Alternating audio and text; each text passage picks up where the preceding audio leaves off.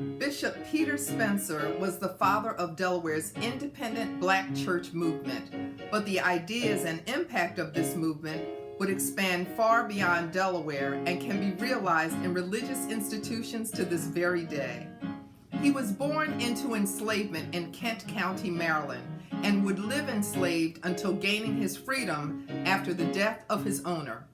With his freedom, Peter Spencer moved to Wilmington, Delaware, and in the 1790s, he worked as a mechanic, studied law, and taught the black community how to read.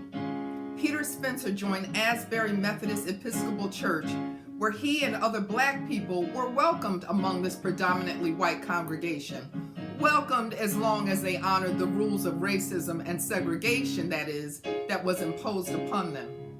With strong beliefs in religious equality, Peter Spencer fought for and received permission to build the African Methodist Episcopal Church, where black people could freely worship, well, sorta.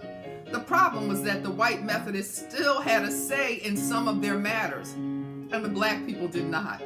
Influenced by the United States Constitution and a drive to fight for and with people to obtain religious freedom, Spencer broke ties with the Methodist Episcopal Conference, and in 1813, Peter Spencer, William Anderson, and others founded the Union Church of African Members.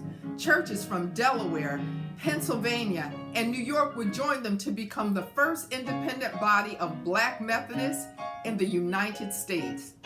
Bishop Spencer also organized the August Quarterly Festival, the nation's oldest continuous African American festival.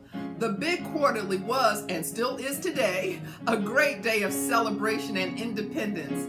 In the beginning, it served as a place where slaves could escape to freedom. Today, the Union Church of African Members is represented by the Mother African Union Church in Wilmington, Delaware. The legacy of Peter Spencer continues and can be realized whenever we recognize our freedom to assemble together, to worship in spirit and in truth, whenever we recognize our religious freedom.